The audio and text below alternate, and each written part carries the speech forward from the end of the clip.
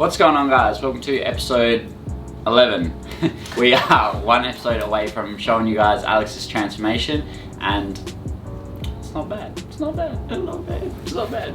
So in the fitness industry, there is a ton of myths on what you should and shouldn't do. So I asked Alex the other day, before we started, what did you think it was going to look like, and did you have any, ideas of what you should and shouldn't do? So basically we came up with Alex's top 5 things that turned out to be more so myths or not ideal to get the best results. So we're going to show you today. So what was number 1?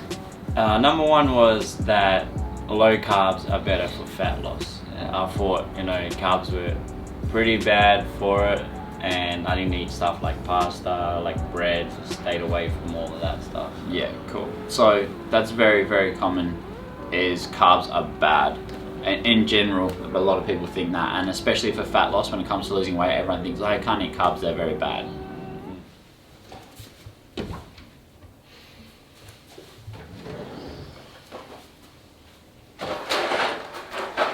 What's going on, man? What are you doing? Oh man, just have training like soon, and I'm thinking, what should I eat? Either pasta or tuna, but carbs are pretty bad, eh? Well, let's see that pasta. Carbs are bad.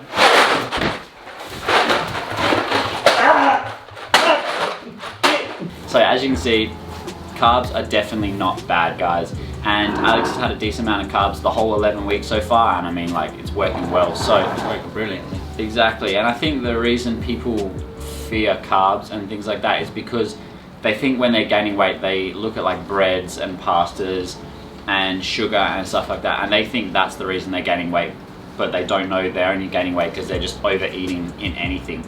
In saying that, carbs are very easy to overeat in, and I also think that's why they can get a bad rap, because it's very hard to overeat in protein. I don't know anyone that's going to eat way too much chicken breast or steak or protein shakes, but it's very, very easy to eat tons of pasta, bread, lollies, things like that. So I think that's the main reason why carbs get a bad rap. So what was number 2? Number 2 was, I went through a phase where I was like, I'm just going to be vegetarian. I remember this phase. Yeah. I remember this phase. And I just didn't eat meat for about 6 months. And I was making protein shakes like I said before. Yeah.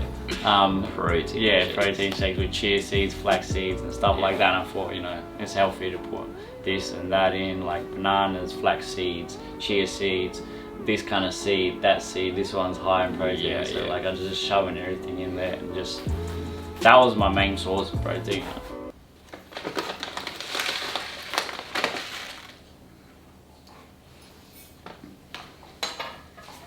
What's up, bros? What are you doing? Oh, just making a shake, bro. Protein. Protein shake? Yeah, with some flax seeds, because that's healthy. Right? I heard. Yeah. You're trying to hit your protein target? Yeah. Oh, okay. How many grams protein are you going for? Probably like 40, 50 or something? Yeah, I'd say 40, 50. You're gonna need a little bit more. What, like another tablespoon? No, just pour the packet, I reckon. Pour? Yeah, just a little more. Because you're only on 12 grams, so. Right. Yeah. That? That? What? You want 40 protein, yeah? Yeah. Yeah, keep going. More? Yeah. Keep going. More? Keep going. Bro, I need another cup, bro. No, you can wait. You gotta get a bit more. More? Yeah, you're good. Stop. You still want that shake? That looks like a good protein shake, though, to be real. Yeah, well, you think I'm a bird, Alex? Right, let me help you, bro. So that's about 40 grams protein, if just chia seeds. But also, you've gone way over your cows if you eat that. So I got you, bro. I got you. Well, how many cows? 4.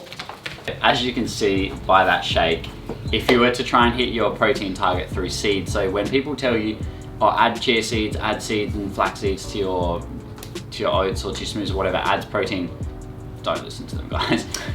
100 grams of flaxseed is only about 18 grams of protein. So as you can see in that shake just there, that was about 200 to 250 grams of seeds, and you can see how much that was. I mean, so that is the equivalent to 2 scoops of protein or less. You don't even need 2 scoops of protein to hit that. So that's that's one reason why I recommend, if you are going to go that route, make sure you know how to do macros and track your food and stuff like that. Otherwise, if you're just eating healthy, you're more than likely going to go over your calorie target. You're still not going to lose weight like you didn't before.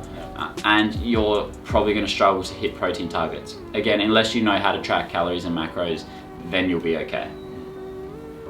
Does that answer? Yeah. Cool. So what was number 3? Number 3 was cardio. Like, I thought if I do a lot more cardio, I'll burn a lot more and I'll be like more shredded than if I did weights or something like that. Cool. The biggest problem with only doing cardio is you're just going to be skinny. So, and I know for 99% of you guys watching, that's not what you want.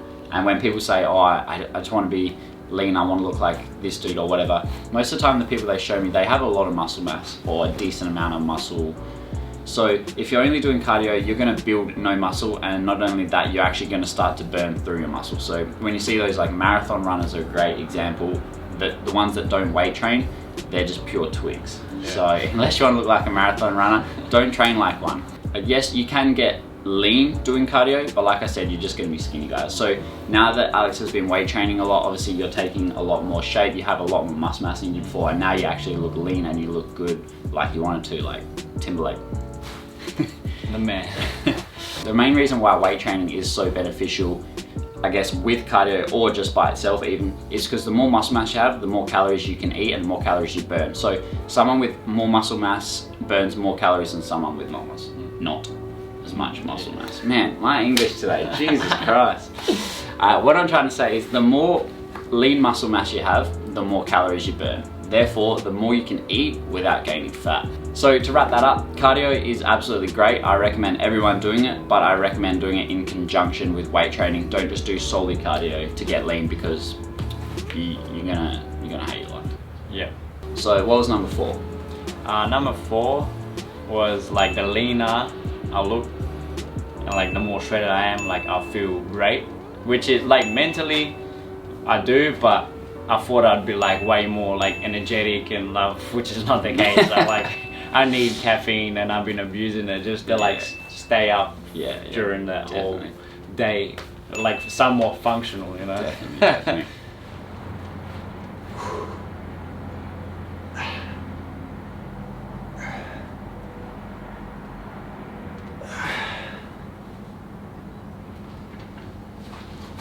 What are you doing? Let's go, come on. What are you doing? Let's go. Let's go.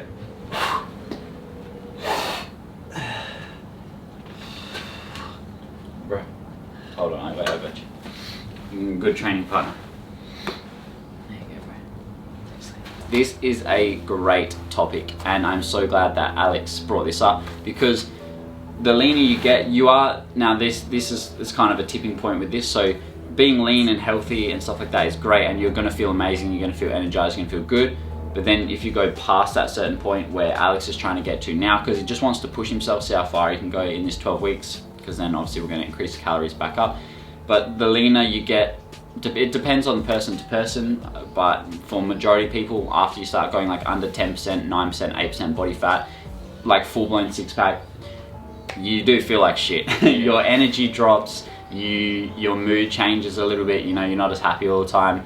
And that's basically due to the fact that you're restricting yourself calorie-wise. So you're not eating anywhere near enough calories that you should be and that your body wants, especially for the demands you're placing on it. So intense weight training, futsal, work on low amount of calories is not ideal for the body. But it's what you got to do if you want to get shredded as fuck. So yeah, you got to kind of pick and choose. Sacrifices. Exactly. And don't, when you get foggy and shit, yeah, like what's happening right now, I can't even think. Like that's what happens. That's a side effect. So sweet. What's number 5? Number 5 was spot reducing fat. Like I thought initially, if I do more sit-ups, crunches, and shredded. Yeah, like it will like burn all this stubborn fat around there. Yeah. 9, 401, 402, 503, 511, 512, 602, 603.